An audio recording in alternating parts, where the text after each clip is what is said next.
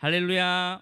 네, 오늘도 고난주간 특별 저녁 기도에 나오신 모든 성도님들을 주님의 이름으로 환영하고 축복합니다. 우리 옆 사람과 이렇게 인사해 봅시다. 끝까지 얼굴을 봅시다 라고 인사하겠습니다. 끝까지 얼굴을 봅시다. 끝까지 얼굴을 봅시다. 네, 저희가 단순한 그냥 셀 모임 지연비를 받기 위해서 나오는 게 아니죠. 네, 오늘 이 자리에서 우리가 하나님이 우리에게 어떤 것들을 말씀하시고 그 말씀으로 인하여서 우리의 삶이 정말로 변화되는 터닝 포인트가 되는 귀한 시간이 되면 좋겠습니다. 그래서 우리 이렇게 한 번 더 인사하면 좋겠습니다. 진정으로 예수를 닮아갑시다. 인사하겠습니다. 진정으로 예수를 닮아갑시다. 진정으로 예수를 닮아가는 우리 모두가 되면 좋겠습니다. 네, 어제보다 더 많이 오신 것 같아요. 네, 어제보다 더 많이 오신 것 같고요. 아마 목사님의 설교가 좋아서 더 많이 오지 않았나 이렇게 하는데, 네, 오늘은 제가 설교를 하게 되었습니다. 어제 누가 가장 많이 왔는지 궁금하시죠? 네, 다들 궁금해하실 것 같지만 아직 비밀입니다. 네, 저도 일부러 그래서 확인을 안 하고 있고요. 혹여라도 누가 물어보면 실수할까봐 누가 가장 많이 왔는지 확인은 안 하고 그냥 체크만 해두고 있습니다. 그렇다고 해서 혹시 지금 우리 여전도회가 남전도회가 누가 왔나 체크하시면서 마음 뺏기지 마시고 말씀에 집중하면 좋을 것 같습니다. 네, 오늘은 우리 고난주간 두 번째 시간이고요. 최악의 선택이라는 주제로 함께 말씀을 나누고자 합니다. 우리 성도님들은 성경에 나오는 인물 중에서 누구를 제일 좋아하시는지 잘 모르겠습니다. 근데 저는 이 설교를 준비하기 전까지는 요나라는 선지자를 가장 좋아했습니다. 이유는 내가 하기 싫은 거 어떻게 합니까? 끝까지 버틴기죠. 네, 그러다 결국에 하나님의 은혜로 다시 돌아낸 가시면 어떻게 됩니까?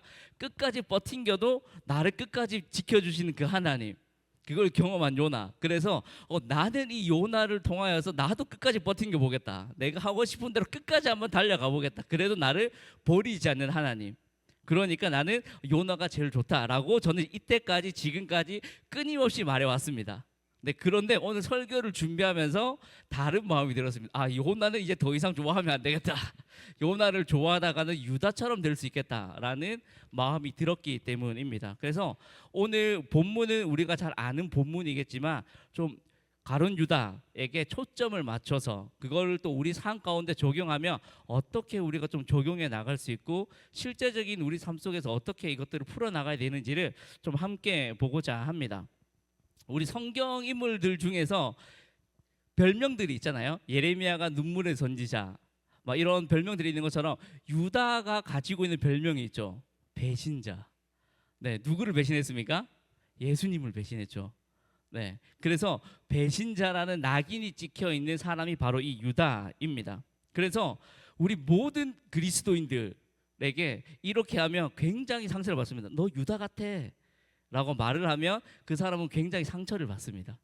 왜냐하면 유다가 배신자이기 때문입니다. 이처럼 우리 모두는 배신이라는 것을 굉장히 싫어합니다. 그런데 반대로 배신이 난무하는 드라마가 나오면 어떻게 하나요? 굉장히 곽광을 받죠. 화제를 일으킵니다. 네, 예전에 제가 중학교 때 정도로 기억을 하는데 아내의 유혹인가? 하는 여기 점 찍으면 사랑이 바뀌는 그 드라마, 네, 굉장히 큰 히트였죠. 네, 아주 파격적인 드라마였습니다. 그래서 시청률이 어마무시했다라고 들었습니다. 네, 그것처럼 우리는 그런 배신에 관련된 것들이 있으면 어떻게 합니까? 굉장히 열광을 합니다. 이유가 뭐냐면 배신을 좋아하는 사람은 없죠. 당하는 것도 싫고 하기도 싫습니다. 그런데 누가 하는 걸 보면 어떻습니까? 좀 통쾌할 때가 있으니까. 어떻게 됩니까? 배신을 통해서 나쁜 사람들은 어떻게 됩니까? 혼이 나죠. 그리고 그 배신을 통해서 통쾌한 복수를 이뤄낸다가 보통 드라마의 내용들입니다. 그래서 이 배신에 관련된 주제들을 보면서 사람들은 굉장히 좋아합니다. 그런데 성경에 나오는 배신은 좀 다르죠. 굉장히 다른 양상을 가지고 있습니다. 아무런 죄가 없고 흠이 없으신 분을 유다라는 그 제자가 배신을 하는 것입니다. 여러분, 배신이 정확하게 뭔지를 저도 좀 궁금하더라고요. 배신이라는 단어를 들으면 이미지는 있어요. 어떤 건지는 있는데 그 배신이 과연 국어 사전에서 정의하는 배신이 뭘까를 찾아보니까 이렇게 정의하고 있습니다. 믿음이나 의리를 저버리는 것. 그러니까 굉장히 친했던 사이인데 이 사람이 어느 순간 나에게 대한 그 믿음을 깨트리는 일들이 일어나는 것을 우리가 이 배신이라고 합니다. 우리도 살면서 수없이 배신을 하죠. 네, 믿음을 저버릴 때가 많지 않습니까? 네, 좀 사소한 다툼으로 이해관계가 맞지 않아서 배신은 아니지만 이 정의를 따지고 보면 배신이 될 때가 생각보다 많이 있습니다. 그래서 나를 믿어주는 사람, 나를 굉장히 좋아해주는 사람에게 뭘 하는 겁니까? 상처를 주고 그 사람으로부터 나와의 그 신뢰관계가 깨어지는 일들이 이 배신을 통하여서 일어나게 될 때가 있습니다. 이 유다는 우리가 아는 것처럼 12제자 중에 한 명이었습니다. 제자 그리고 스승 하면 어떤 관계일까요? 스승은 제자에게 자신이 가지고 있는 모든 것들을 전수해주고 제자는 스승이 가지고 있는 것들을 받아서 삶에 적용해 나가면서 스승님을 따라가는 존재가 어떻게 보면 이 제자입니다. 그러니까 이 두 사람과의 관계는 굉장한 신뢰관계가 기반이 되어야 됩니다. 그렇죠? 만약에 제가 학생인데 선생님을 못 믿어요. 그래서 선생님이 앞에서 칠판에 자, 1 더하기 1은 2야 라고 하는데 저 선생님 좀 이상한데 내가 생각할 때 1 더하기 1은 3인데 라고 하는 사람은 없죠. 어떻게 합니까? 선생님이 가르치는 건 맞을 거야 라고 우리는 생각을 하고 믿죠. 그리고 하다가 나중에 뭐 내가 존경하던 교수님이 논문 표절을 했다 하면 어떻게 합니까? 내가 가지고 있던 그 교수님에 대한 그 믿음이 깨어져서 상처를 받는 일들이 일어나는 것이죠. 이처럼 스승과 제자의 관계는 신뢰, 이 믿음이 기반이 되어집니다. 그래서 이 믿음이 없이는 스승과 제자의 관계가 성립될 수가 없는 것입니다. 그런데 이 관계가 성립되어 있던 유다가 스승인 예수님을 이제 배반하는 일들이 성경에는 기록되어져 있는 것입니다. 오늘 본문 43절을 보면 이렇게 말을 합니다. 예수께서 말씀하실 때에 라고 되어 있죠. 어떤 말씀을 하셨냐면 이렇게 말을 합니다. 일어나 함께 가보자. 이제 나를 파는 자가 가까이 왔다 라고 예수님은 말을 합니다. 많은 성경학자들이 이렇게 설명을 합니다. 가룟 유다가 그 대적들의 무리를 도와주지 않았다면 오늘 이 본문의 장면에서 예수님을 발견하지 못했을 것이다 라고 말을 합니다. 왜냐하면 요즘에 캠핑 하잖아요. 그런 것처럼 야영을 하고 있는 상태, 그리고 불이 없는 상태, 그리고 수많은 사람들이 야영하는 그 상태에서 예수님을 콕 집어서 너가 예수지라고 할 수가 없었던 것입니다. 어디에 있는지, 어느 위치에 있는지 가늠하기 어려운 그 상황 가운데서 한치의 오차 없이 예수님을 찾아서 지목을 하죠. 그게 바로 이제 유다가 했던 일이기도 한 것입니다. 이때 예수님이 뭐라고 말합니까? 나를 파는 자가 가까이 왔다라고 말을 하자마자 이 말이 끝난과 동시에 유다가 예수님 앞에 선 것입니다. 네, 그러니까 뺑뺑 두루 찾아다닌 게 아니라 유다는 어디 있는지 알았고 예수님도 유다가 오고 있는 걸 아시고 계셨고 이제 그래서 제자들은 모르는 상황이었겠죠. 그러니까 나를 파는 자가 왔어. 만약에 그 주변에 아무도 없었다면 제자들도 누군가가 오는 걸 알았겠죠. 근데 수많은 사람들이 야영을 하고 있었기 때문에 어떻습니까? 누가 오는지 어떤 사람들이 오는지 모르고 있는 상태에서 예수님만 그것을 명확하게 알고 계셨던 것입니다. 그래서 예수님이 나를 파는 자가 와, 우리 함께 보러 가자 한과 동시에 유다가 예수님 앞에 이제 딱 서게 된 것입니다. 그렇게 서고 나서 유다가 어떤 행동을 하냐면 입을 맞춥니다. 예수님의 손을 잡고 이제 인사를 하는 것입니다. 이 인사는 유대 사회에서 스승과 제자가 하는 가장 기본적인 인사입니다. 제자가 스승에게 나타내는 존경의 표시를 담아서 하는 인사입니다. 그런데 이 입맞춤이 뭐가 됩니까? 군호, 그러니까 신호가 된 것입니다. 야, 너희들 잘 들어. 내가 가서 예수 앞에 서서 그 사람에게 입을 맞출 거야. 그 사람이 예수니까 너희는 그를 단단히 붙잡아야 돼 라고 미리 신호를 짠 상태에서 예수님을 찾아갔고 그 자리에서 뭘 합니까? 입을 맞춤으로써 그 대적들에게 이 사람이 예수다라는 것을 명확하게 유다가 알려주게 된 것입니다. 이 마가복음에는 기록이 되어져 있지 않지만 병행 구절을 보면 유다야 네가 입맞춤으로 인자를 파느냐라고 누가복음에서는 이제 기록하고 있는 것을 우리가 볼 수 있습니다. 일반적인 시선으로 보았을 때는 제자들이 유다를 보았을 때는 스승님에게 당연히 예를 갖추는구나. 아니면 그냥 스승과 제자의 관계를 알았던 많은 사람들이 쳐다봤을 때는 그냥 인사를 하는구나 정도로 볼 수 있는 이 일들이 실제로는 유다가 예수님을 배신하는 입맞춤이 되었던 것입니다. 이 유다의 행동을 또 유다의 그간의 행적들 그리고 끝까지의 모습들을 우리 삶에 좀 적용해 보기를 이제 원하는 것입니다. 실제적으로는 예수님을 배신을 했죠. 근데 그 배신을 하면서 뭘 한 겁니까? 가장 친근감 있는 표현을 예수님에게 유다가 하고 있는 것을 우리가 볼 수 있는 것입니다.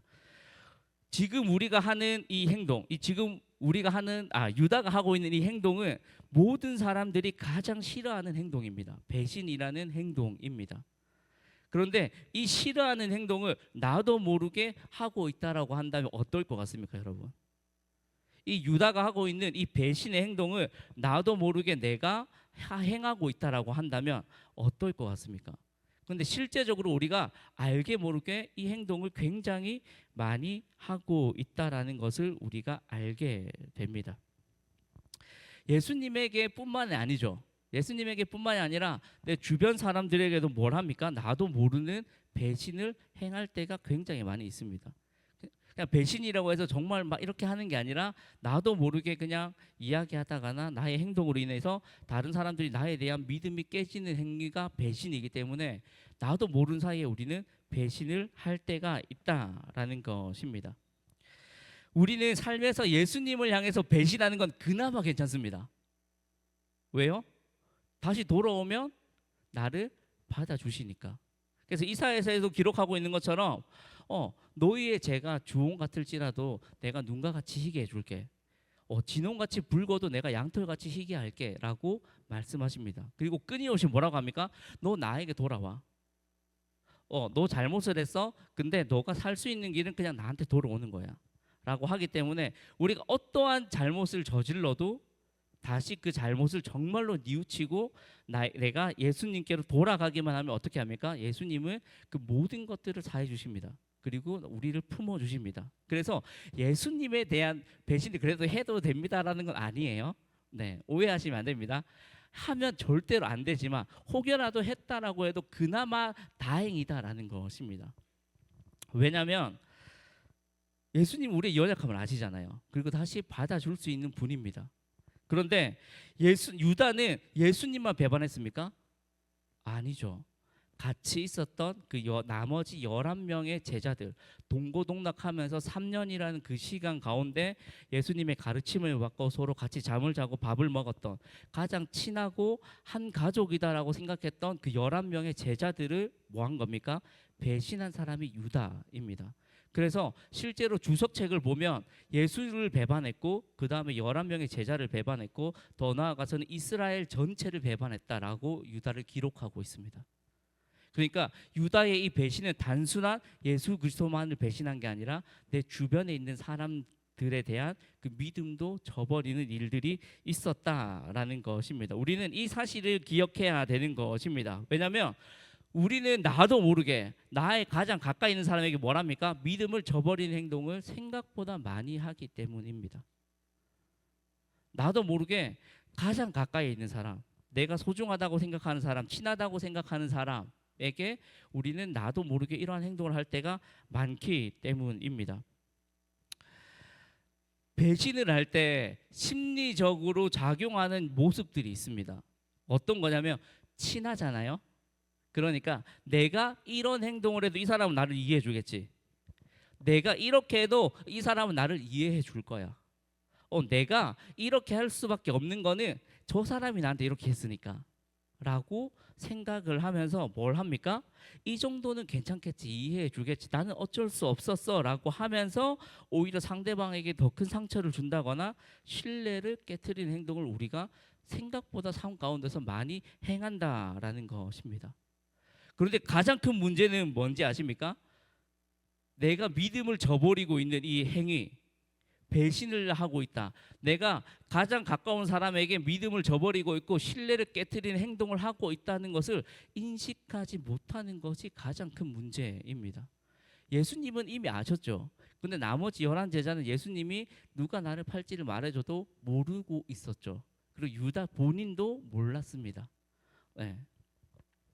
그래서 가장 큰 문제가 뭐냐면 내가 그런 행동을 하고 있는 거, 내가 내 옆에 있는 사람, 가장 소중한 사람에게 믿음을 깨트리고 신뢰를 깨트리는 행동을 하고 있는 거를 깨닫지 못하는 것이 가장 큰 문제입니다. 그래서 내가 이렇게 할 수밖에 없었어 라고 다른 사람을 탓하면서 나를 돌아볼 수 없는 거죠. 실제로는 다른 사람의 탓이 아닙니다. 그냥 나의 잘못을 내가 바라보지 못하는데 문제가 있는데 우리는 그것들을 깨닫지 못할 때가 굉장히 많이 있는 것입니다. 그래서 나의 연약함으로 나에게 가장 가까운 그 사람들, 가장 신뢰와 사랑을 줘야 하는 사람들에게 믿음을 내가 저버렸구나, 내가 신뢰를 깨뜨렸구나 하는 것을 언제 깨닫게 될까를 우리가 찾아보려면 유다를 그냥 살펴보면 알 수 있습니다. 우리 좀 길긴 한데요. 마태복음 27장 1절에서 5절까지 말씀을 혹시 보이실까요? 네, 화면을 보면서 함께 읽겠습니다. 시작. 새벽에 모든 대제사장과 백성의 장로들이 예수를 죽이려고 함께 의논하고 결박하여 끌고 가서 총독 빌라도에게 넘겨주니라.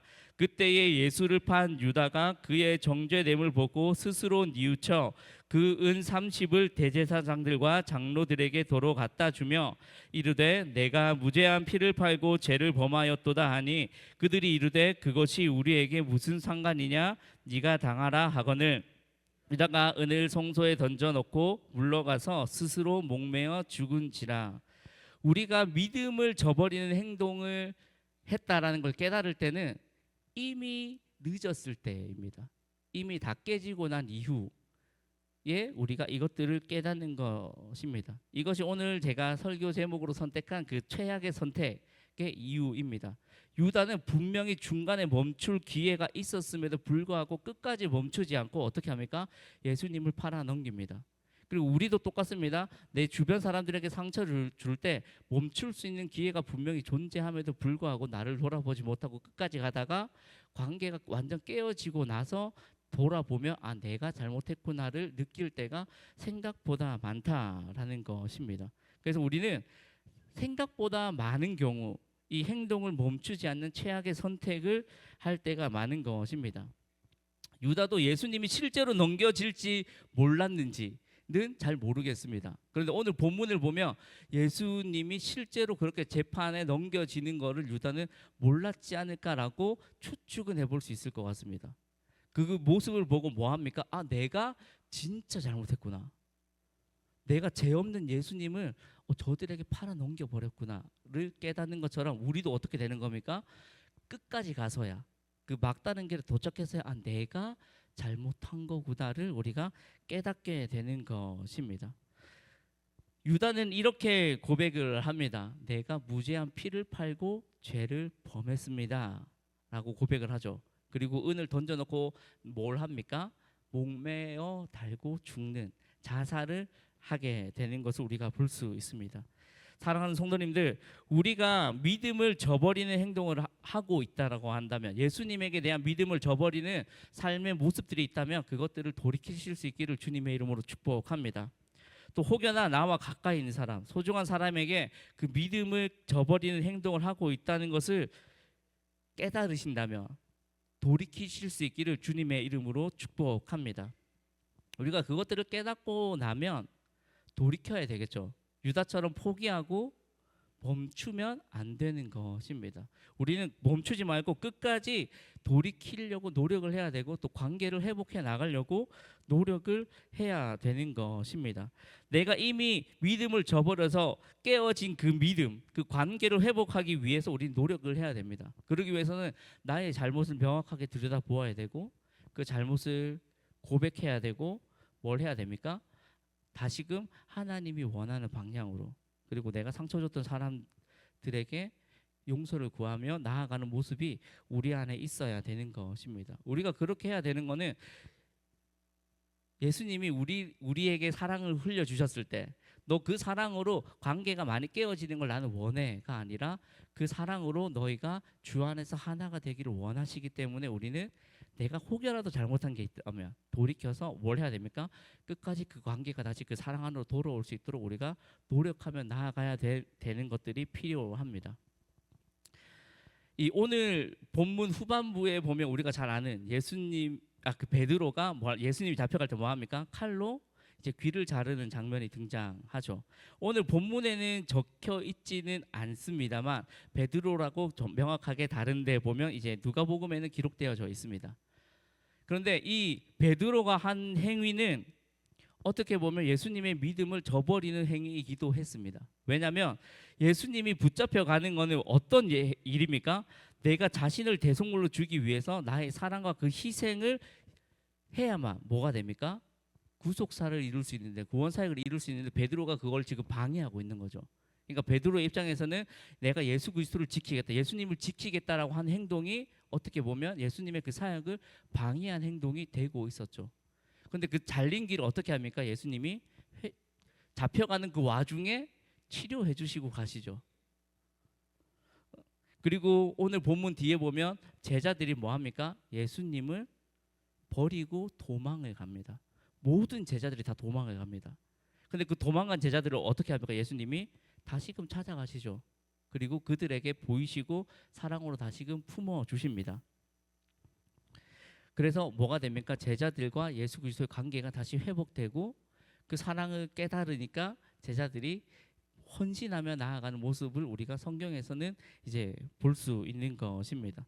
나의 실수로, 나의 안일한 생각 때문에, 나의 연약함 때문에 그 깨어져 버린 행동들, 그 관계들, 내가 상처를 주었지만 우리가 그걸 깨닫고 나면 포기하지 않고 하나하나 내가 고쳐 나가야 될 부분들을 깨닫고 주님 앞에서, 주님 내가 이게 연약합니다. 어떻게 할까요? 어떻게 하면 이 연약함을, 이 죄들을 고쳐 나갈 수 있을까요? 라고 끊임없이 묻고, 그리고 사소한 거라도 내가 알게 되면 뭘 해야 됩니까? 그거는 고치려고 노력을 해야 되는 것입니다. 그렇게 하기 시작할 때에 어떻게 되는 겁니까? 예수 그리스도가 그 떨어진 귀를 고쳐주신 것처럼, 제자들을 찾아가서 관계를 회복시켜 주신 것처럼 우리 때문에 깨어진 그 관계가 다시 회복될 줄 믿습니다. 그것은 예수 그리스도의 사랑이 우리 안에 다시 들어와야, 그리고 그 사랑이 다시 흘러가야 그 깨어진 관계가 다시 회복될 수 있는 것입니다. 우리 사랑하는 성도님들, 혹여라도 이러한 관계에 깨어진 관계가 있어서 나의 연약함 때문에 깨어진 관계가 있다라고 한다면 주님께 묻고 다시금 고쳐 나가며 주님의 사랑으로 그 관계를 회복하실 수 있기를 주님의 이름으로 축복합니다. 그래서 우리가 삶을 살아가는 그 수많은 순간들 가운데 또 실수할 수도 있겠지만 그걸 실수하지 않으려고 노력해야 되고, 어제 목사님께서 말한 것처럼 우리가 변화되려면 기도를 해야 되죠. 기도를 하지 않으니까 변질된다라고 목사님께서 말씀하신 것처럼 나의 연약함을 가지고 끊임없이 기도하며 나아갈 때 우리는 변화될 수 있는 거고, 그 변화를 통하여서 그 관계들이 회복되어질 수 있다라고 믿습니다. 이러한 은혜를 풍성히 경험하실 수 있기를 주님의 이름으로 축복합니다. 네, 우리 이 시간 함께 찬양하며 주님 앞에 좀 나아가기를 원하는데요. 그 주보혈 날 정결케 하고라는 찬양입니다. 이 찬양의 후반부 가사를 보면 주의 손에 나의 손을 포개고 주의 발에 나의 발을 포개어 나 주와 함께 죽고 또 주와 함께 살리라라는 가사가 등장합니다. 이게 참 어려운 것 같습니다. 우리는 머리로는 알고 이론적으로 지식적으로는 알고 있지만 그것을 삶에서 실천하는 것은 쉽지 않은 것 같습니다. 주님, 하지만 주님의 보혈이 나를 정결케 할 수 있습니다. 그렇다고 한다면 주님, 내가 주님의 손에, 주님의 발에 나의 손과 발을 포개어서 내가 죽고 그 안에 다시금 주님의 사랑을 회복하겠습니다라는 마음을 가지고 우리 함께 찬양하며 나아갔으면 좋겠습니다.